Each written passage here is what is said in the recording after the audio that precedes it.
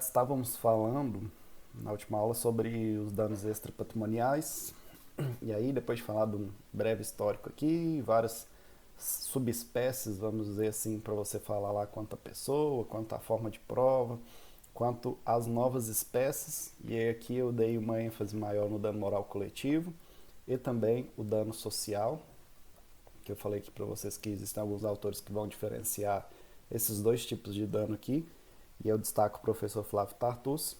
Logo em seguida eu falei para vocês aqui do dano morte, o dano saúde, o dano laboral, o dano liberdade, que são espécies de dano que estão previstas no Código Civil, e a gente vai estudar mais à frente de maneira um pouco mais aprofundada. Então, só para fechar o raciocínio aqui, foram basicamente novas espécies de danos aqui que a gente mencionou. Poderíamos acrescentar aqui, como eu falei para vocês, o dano pelo abandono afetivo. Então, o surgimento de novos danos, ele não tem como você fechar aqui no raciocínio e falar, olha, a matéria é toda essa aqui, né? Os danos e novos danos, eles surgem o tempo inteiro. Aqui a gente fez um breve esboço, até porque, levando em consideração, como a gente conceituou aqui, que o dano extrapatrimonial ou dano moral, como é conhecido, esse tipo de dano, partindo desse conceito aqui, que ele é uma lesão ao interesse existencial, né, concretamente merecedor de tutela, você tem uma cláusula geral de dano. Então existem várias possibilidades de você ter novos danos a partir, obviamente, de novas condutas que venham a violar esses interesses aqui, concretamente merecedores de tutela. Eu vi uma reportagem hoje, não sei se vocês chegaram a ver, de algumas pessoas que tiveram dados vazados pelo WhatsApp, né? Então veja, o dano de privacidade em si, que é a proteção de dados que a gente vê tanto falar hoje em dia, né, acaba sendo também o surgimento de um novo tipo de dano, com certeza vai ganhar muita força. Há pouco tempo também, as notícias aí revelaram violação do sigilo dos dados aí dos usuários de Uber, né? Então você tem novas formas de dano surgindo e, consequentemente, é uma matéria que vai, como eu diria, ela vai ganhando força, ela vai ganhando mais visibilidade a partir do momento em que vão surgindo novas condutas capazes de colocar aí interesses, né, que são tutelados de forma relevante aí no nosso ordenamento em destaque. Tentando abrir o chat aqui, não quer abrir, não sei porquê. Tá aqui. Zé Carlos chegando aí. Então vamos lá. A gente fecha essa parte aqui para começar a falar agora do seguinte: na quantificação dos danos morais ou extrapatrimoniais.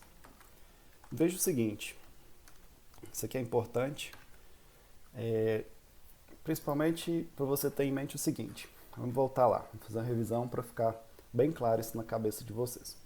Quando a gente fala de dano patrimonial, que é aquele prejuízo que você tem efetivamente no patrimônio da pessoa, você aplica aquela famosa teoria da diferença. Basicamente, você faz aquela análise assim: como era o patrimônio da pessoa antes do dano? Era de uma forma X. Como ele ficou depois do dano? Ficou de uma forma Y. Qual será o valor da indenização por dano patrimonial? Será esse valor aqui menos valor X menos valor Y. O resultado dessa equação aqui será o próprio dano que você deverá imputar a parte a pagar por meio da indenização. Então vamos pensar aqui. Se eu tinha, sei lá, um exemplo besta, eu tinha um carro, né, que tinha um valor X lá. Esse carro, um patrimônio meu, valia 40 mil reais. Eu bati esse carro e aí para consertar esse carro eu gastei, né, e vamos pensar aqui, tem um valor X, para consertar esse carro que foi batido por alguém em mim, eu precisei gastar, sei lá, 2 mil reais. Então veja, esse valor 2 mil reais é o valor de prejuízo que eu tive para poder restaurar aquele veículo meu no seu valor que ele teria. E vejam que isso aqui é tudo hipotético, porque se você pensar que o carro, depois que ele é reformado, dependendo da reforma, ele pode desvalorizar, enfim. Mas, de forma hipotética, o que você tem que pensar é o seguinte: quanto eu preciso para restaurar o meu bem, meu patrimônio, ao estado anterior à ocorrência do dano? Preciso de 2 mil reais. Então, o dano patrimonial ele será exatamente esses 2 mil reais. Por isso se aplica a teoria da diferença, por isso se fala aqui em reparação do dano. Foram questões que a gente colocou aqui que eu disse que era bom você saber porque demonstra e você já deixa nítido ali que você tem um conhecimento técnico. Para o dano patrimonial, você repara o dano. Porque a ideia aqui é que você coloca de uma forma que a indenização ela repara o dano, não existe dano mais. Você tem um carro lá que quebrou para-choque, farol e lanterna. Se você comprar esses itens, para-choque, farol e lanterna, aquele valor necessário para você comprar é o valor necessário para você reparar o carro e o carro ficar zerado, como se não tivesse ocorrido um dano. Então a quantificação do dano patrimonial, ou da indenização, né, ela é muito simples. Por quê? Porque basta você demonstrar, por meio das N provas que possam ter aqui, por testemunha, por nota fiscal, por, enfim, a depender do tipo de dano, por extratos bancários, enfim, basta você demonstrar ali, comprovar qual que foi de maneira efetiva aquele prejuízo que você sofreu. Beleza. Quando a gente parte aqui para o dano moral ou dano extrapatrimonial, a quantificação desse dano ela se torna um pouco mais complexa. Por quê? Porque aqui a gente pode fazer a seguinte pergunta: como será calculado o valor da indenização necessária para compensar o dano sofrido? E aí a pergunta que se faz é: qual foi o dano então que aquela parte sofreu? Uma pessoa que perde uma perna, por exemplo, quanto que é o valor daquela perna? Qual é o dano que aquela pessoa sofre? Ou uma pessoa que tem, sei lá, fotos peladas divulgadas pelo ex-namorado. Qual o valor, um vídeo, né, porno revenge, revanche pornográfica. Qual o valor de indenização você precisa conceder a essa pessoa, a vítima, para que aquele dano lá seja superado? Veja que aqui é um grande problema, porque não tem como você superar esse dano. É exatamente por isso que a gente fala aqui não em reparar o dano, você fala em compensar o dano. Por que compensar? Porque a reparação ela nunca será feita. Quando se fala em dano moral ou dano extrapatrimonial, o que a indenização vem a fazer, ou a intenção dela por trás, é minimizar, diminuir aquele dano ali. Inclusive isso é interessante porque quem tiver interesse em ler o artigo, vocês verão que lá, quando a gente fala em responsabilidade civil pelo abandono afetivo, um dos grandes argumentos que vão embasar a impossibilidade, vão falar assim: olha, não tem como você falar que o afeto do pai tem um valor. Você vai transformar o amor do pai para o filho em um determinado valor patrimonial, indenização ali. Mas veja que tudo isso é argumento, já foi argumento inclusive, para falar da inexistência de dano moral. Na verdade, o que você faz é transformar em pecúnia, ou seja, em indenização em dinheiro, aquele dano que jamais conseguirá ser reparado, por isso compensado. E aqui, inclusive, ganha outras formas de responsabilização civil, que não é só a indenização.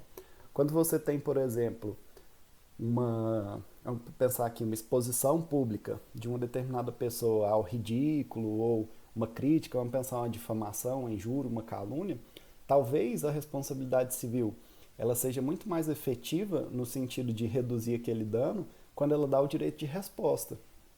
Então vamos pensar aqui, você foi, de certa forma, caluniado aqui, vamos imaginar aqui uma questão bem contemporânea que a gente até estava mencionando aqui. Os Instagrams que expõem lá a pessoa que tá fazendo festa, que está violando a ideia do isolamento e de quarentena. Talvez para aquela pessoa que foi exposta ali no Instagram, seja muito mais interessante, para fins de reduzir o dano que ela sofreu, ter uma foto dela postada lá com um vídeo e a pessoa pedindo desculpas, falando que aquilo é um vídeo antigo, ou que era um aniversário de algum familiar, mas todo mundo que estava lá na foto mora junto, sei lá. Vamos pensar em N possibilidades aqui. Mas pensando no direito de resposta como uma forma de você reparar ou compensar esse dano de maneira muito mais efetiva do que a própria indenização.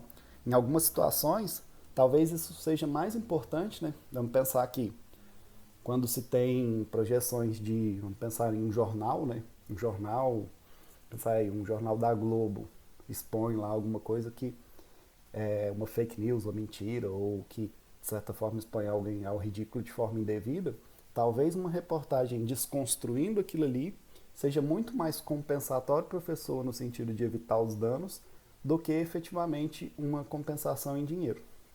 Então, só para mostrar para vocês que quando se fala em quantificar os danos morais, é um problema imenso, um problema muito grande, mas que existem alguns pontos aqui de segurança para a gente poder, de certa forma, vamos dizer assim, operar um raciocínio jurídico, beleza?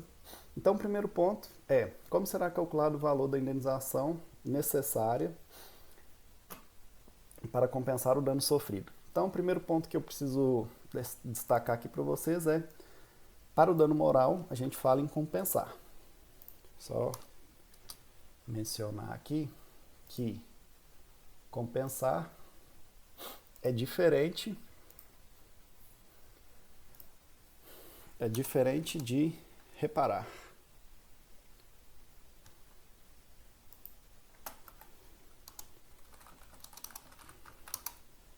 Porque a reparação de dano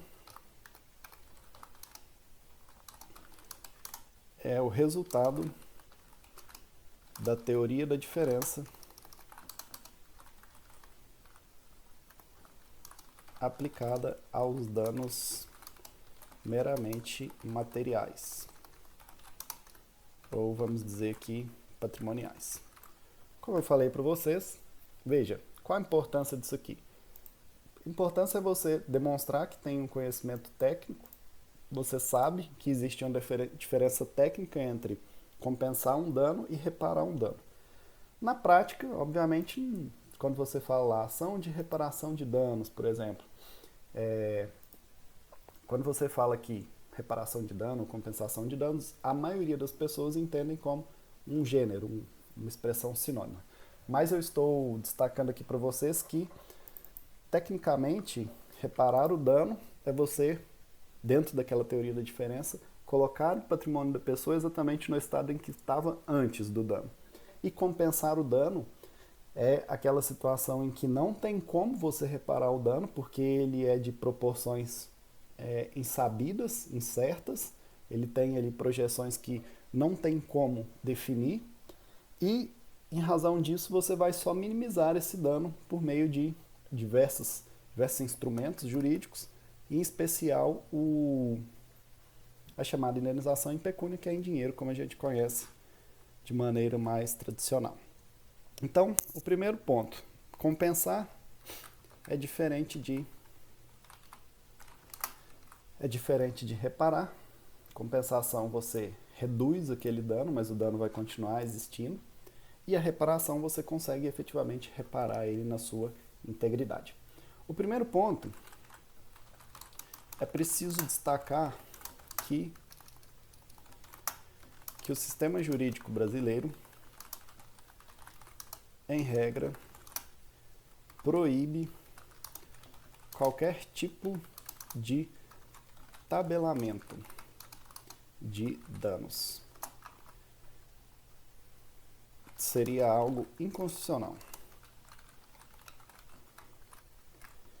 Então veja, o que eu estou falando? Eu estou falando que, a princípio, é proibido você criar uma espécie de tabela de danos, como o STJ já tentou fazer diversas vezes. Por exemplo, a pessoa, por meio de uma negativa do plano de saúde de cobrir ali, de operar o plano de saúde como ele deveria, a pessoa teve que amputar a perna. Quanto é a amputação numa perna? Então, vamos pensar aqui, o sujeito teve o nome dele negativado de forma indevida.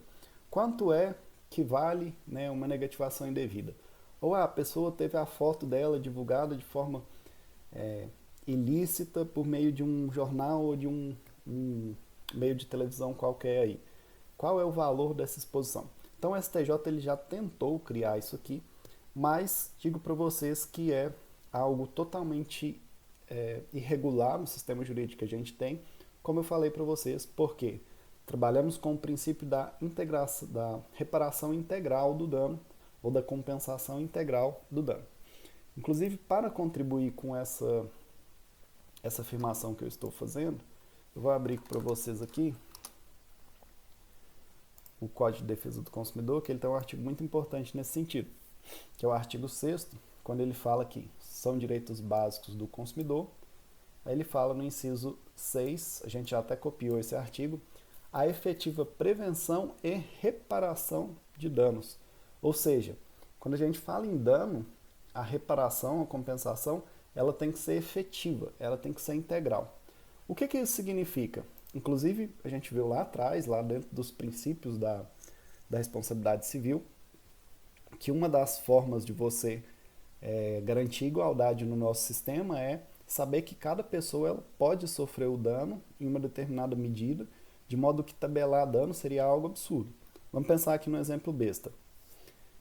Inclusive foi um exemplo que eu já trabalhei com vocês. O Jairo está atravessando a rua, quando vem o agroboy da Raquel, e de maneira ilícita, né, na caminhonetona dele, embriagado, cheio de droga na cabeça, passa em cima do Jairo, o Jairo tem que amputar as 2 pernas. Então, beleza.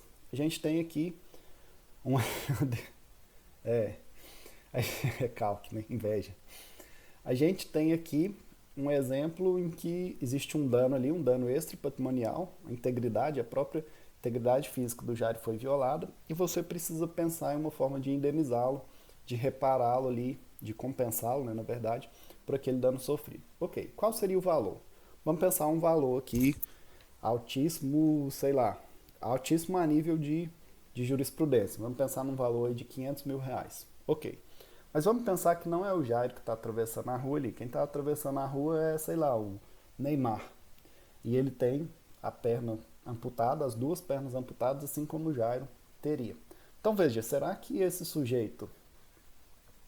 Tá vendo?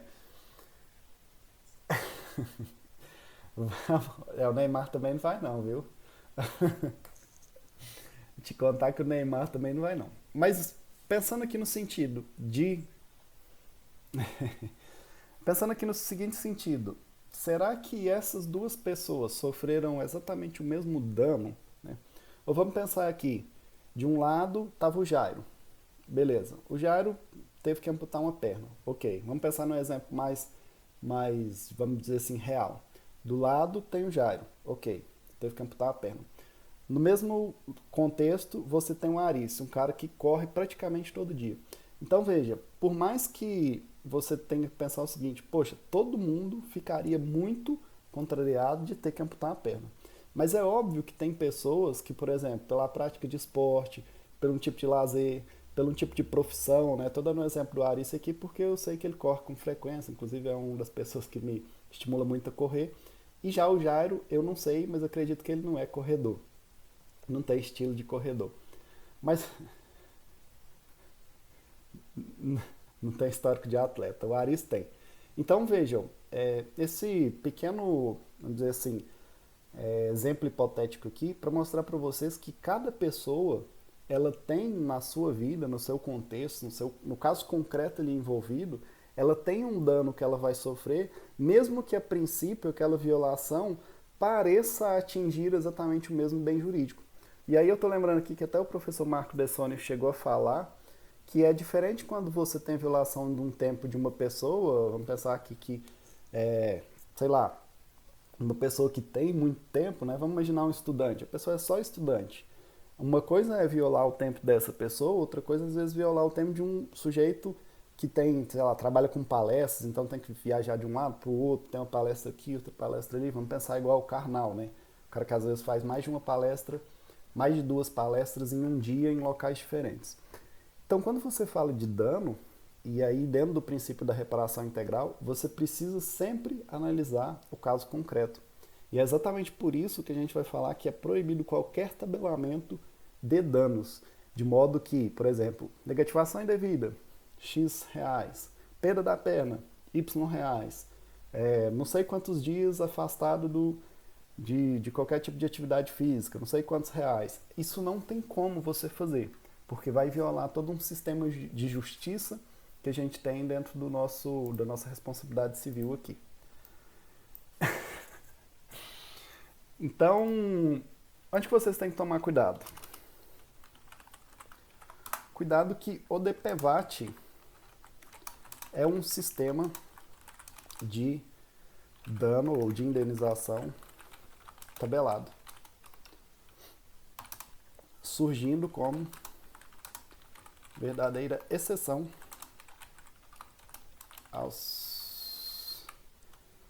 à teoria geral de responsabilidade civil. Eu participei, inclusive, de uma banca de um aluno que trabalha com DPVAT e ele estava mencionando lá, né, de até algumas coisas bizarras que tem quando a gente fala desse tabelamento aqui. Então, o DPVAT ele é um exemplo de tabelamento, né? Você tem lá não sei quantos reais quando a pessoa morre, que é o seguro obrigatório ali que é pago por acidentes envolvendo veículos de trânsito ali, acidentes de trânsito. Então, eu gosto de falar do DPVAT porque ele é um sistema de indenização tabelado como uma verdadeira exceção a essa teoria que a gente está falando aqui. Então, eu gosto de destacar ele para vocês tomarem cuidado, porque o DPVAT, efetivamente, ele tem lá, é uma tabela mesmo, literalmente, com o tipo de lesão que a pessoa sofreu e o valor que ela vai receber. E em algumas situações é um valor, inclusive, bem baixo, né? Acho que a própria morte é algo em torno de 12 mil reais, um negócio assim. Não lembro bem aqui. Mas é um valor que não é um valor, assim, substancial, vamos dizer assim. E por óbvio, né? Imagina se você tivesse um valor alto de indenização dentro do DPVAT e aplicando a todas as pessoas de forma tabelada, né? Esse é o grande problema do tabelamento, né? Você vai cometer, obviamente, injustiças. Então, beleza. A gente viu aqui que o dano moral ele jamais é reparado, ele é compensado. Existe diferença técnica importante. Nós vimos que o nosso sistema ele não admite um tabelamento de danos. Cada pessoa sofre o seu dano na medida da sua personalidade, as especificidades da sua vida ali, do seu contexto e o prejuízo que ela sofreu, a não ser nas situações do DPVAT, que é um sistema de seguro obrigatório que envolve muito mais um direito público do que um direito privado. E aí, pelas peculiaridades do caso ali, você tem efetivamente um tabelamento. Ok. Mas partindo disso aqui, até colocar um quadradinho aqui, um retângulozinho aqui, para a gente destacar essa parte do DPVAT aqui. Então fica aí. Cuidado que você tem o DPVAT, que é um sistema de indenização tabelada. Quando se fala do dano moral, deve-se levar em conta os seguintes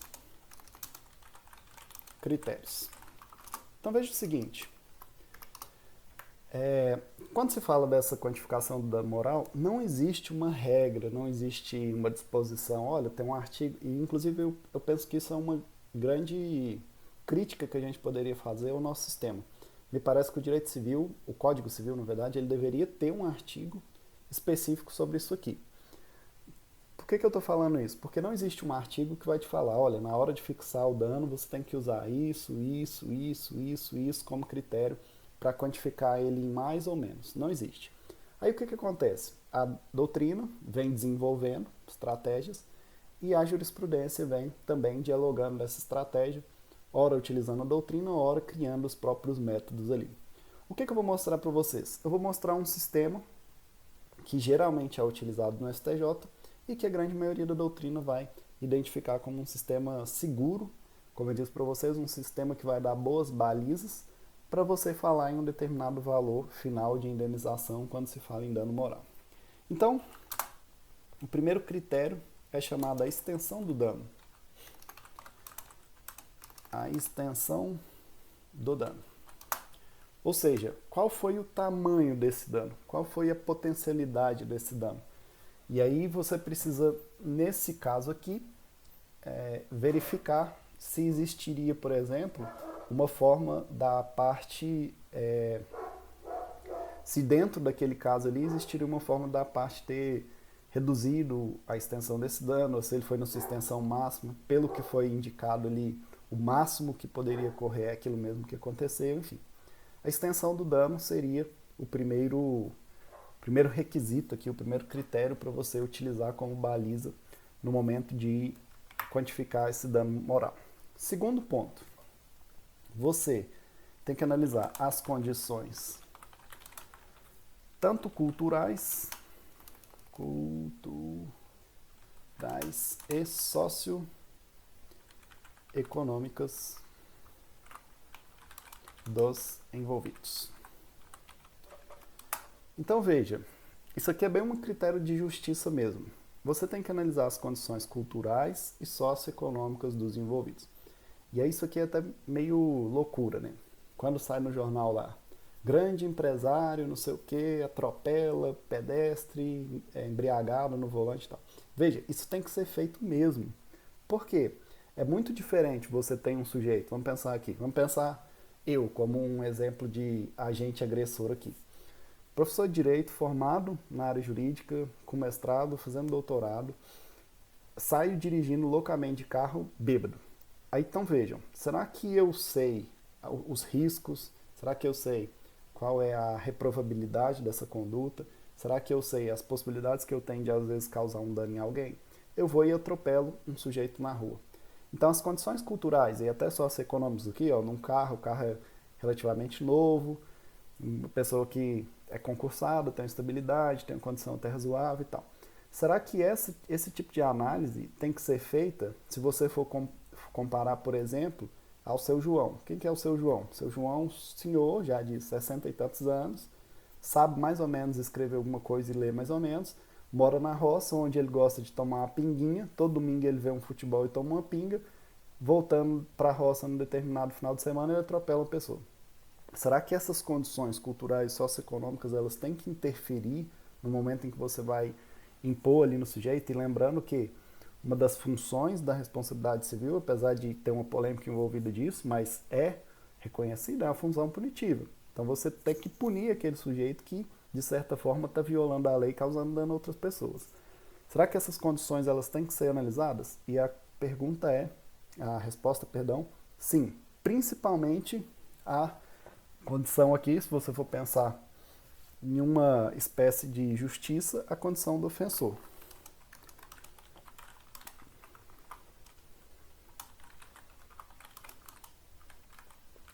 Ou seja, aquele que é o agente do dano. Né?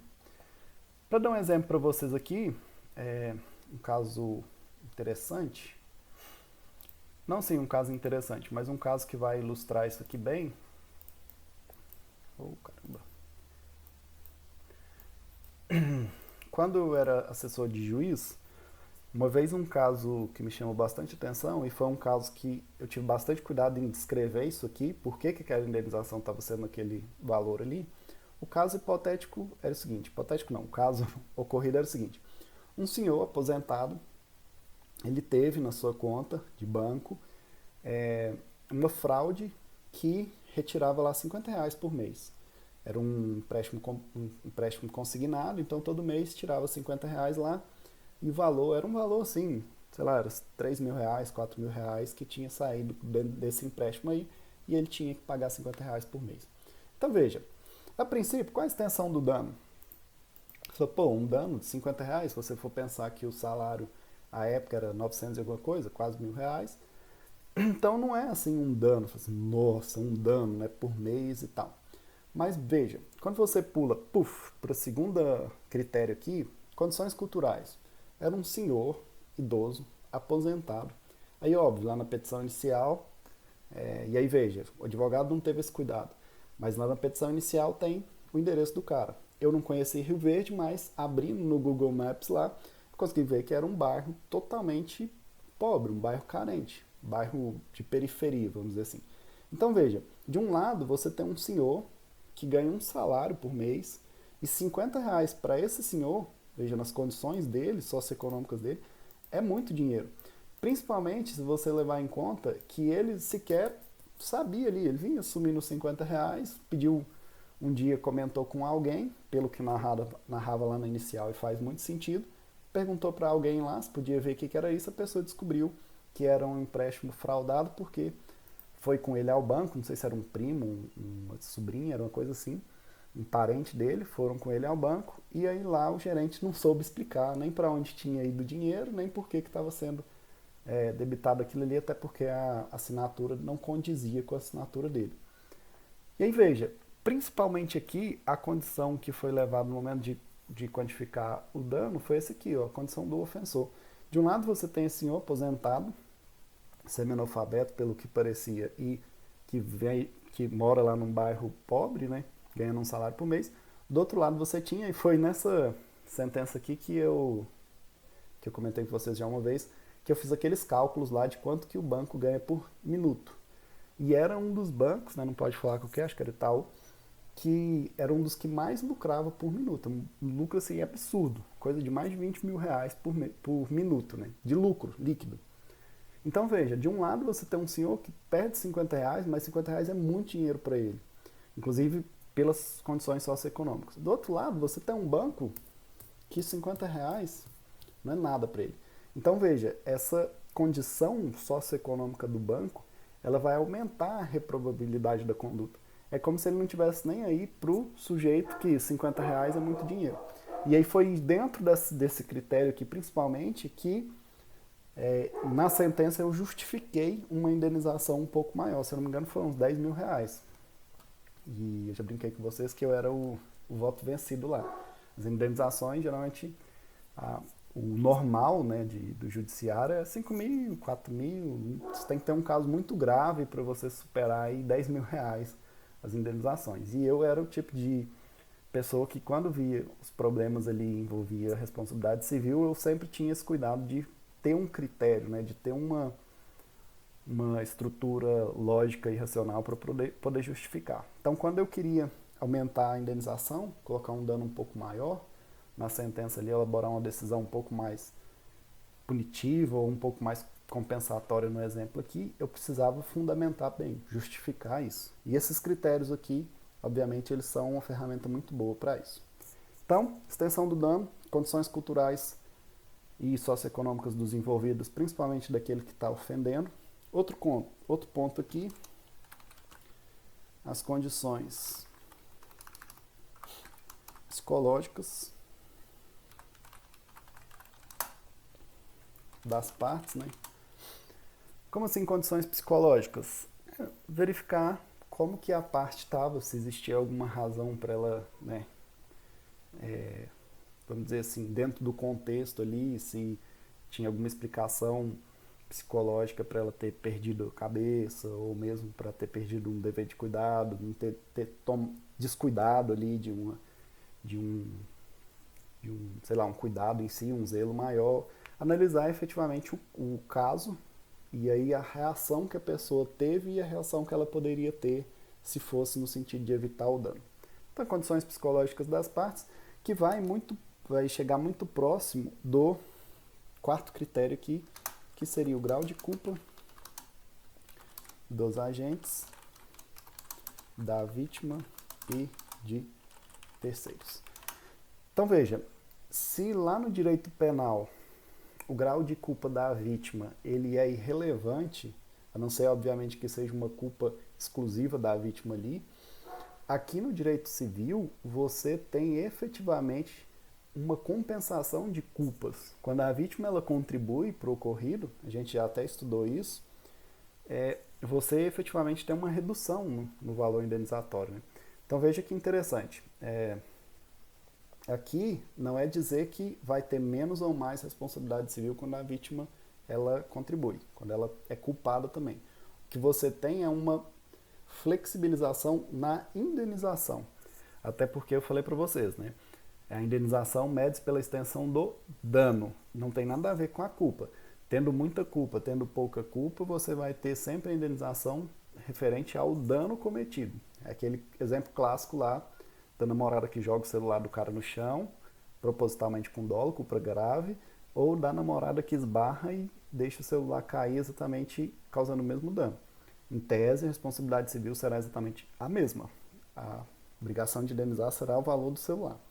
O que você tem é uma mensuração, uma variação no valor da indenização.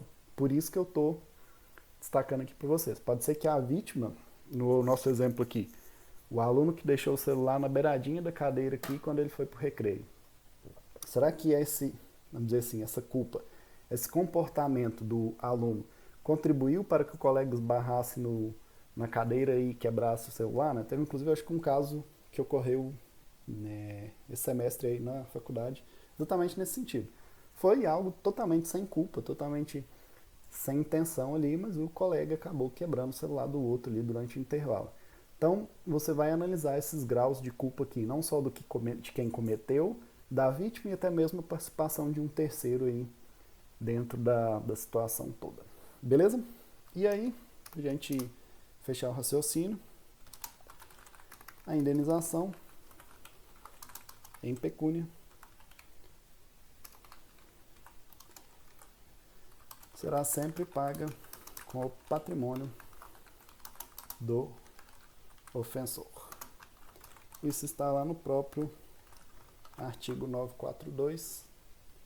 Nós vamos abrir aqui agora. O que isso significa? Que não existe, que não existe prisão civil, né? Imagina, o cara teve uma indenização aqui, ele não conseguiu pagar, o que você faz? Manda prender ele. Isso não existe, né? A não ser por pensão alimentícia, caso clássico, você não tem prisão civil por dívida, nem sequer por responsabilidade civil. Então vem aqui, ó. Os bens do responsável pela ofensa ou violação do direito de outrem ficam sujeitos à reparação do dano causado.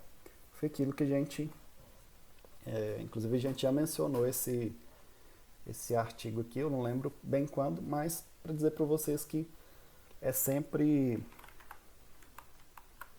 quando se fala em responsabilidade civil, que vai conferir uma obrigação de pagar a indenização em dinheiro, em pecúnia, você vai sempre utilizar esse critério aqui, que é o critério do patrimônio do agente causador do dano. Você sempre, na responsabilidade civil, vai resolver por indenização. Inclusive no direito civil, né? A grande sanção do direito civil, a grande punição, se lá no direito penal é a pena privativa de liberdade, no direito civil a grande punição é a indenização. É o valor patrimonial ali que a pessoa tem, os bens, né?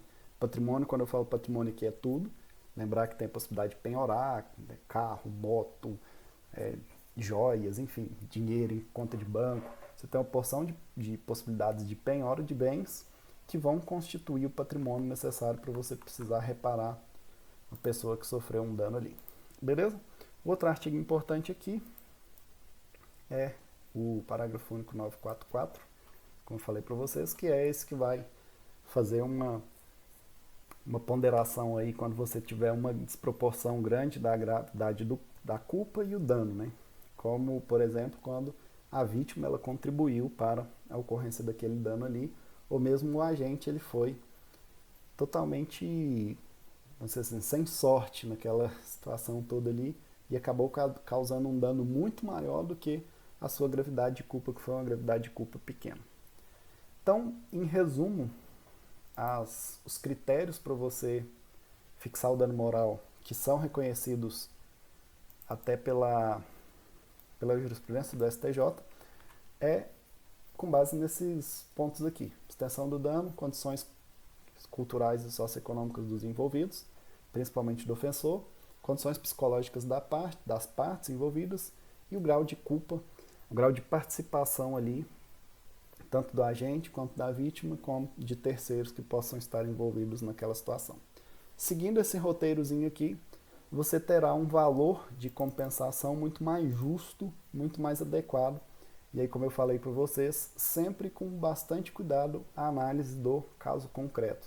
Então, pensar que extensão do dano, no exemplo que eu dei, uma coisa é você pensar na extensão do dano, perder uma perna para o Jairo, outra coisa é você pensar na extensão do dano, perder uma perna para o Neymar, né? Começar com carreira dele acabada, carreira do Jairo, que será um jurista famoso aí de sucesso, vamos dizer assim, que não teve muita mudança. Qualidade de vida, né?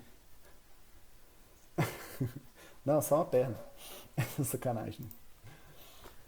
Então, assim, você utilizando esses critérios, você consegue chegar em um valor de indenização que seria mais justo ao caso concreto. E aí você teria mais proximidade com aquilo que a gente chama de equidade, né? Aproximação da real indenização com a justiça do caso concreto. Beleza? Deixa eu ver essa pergunta aqui.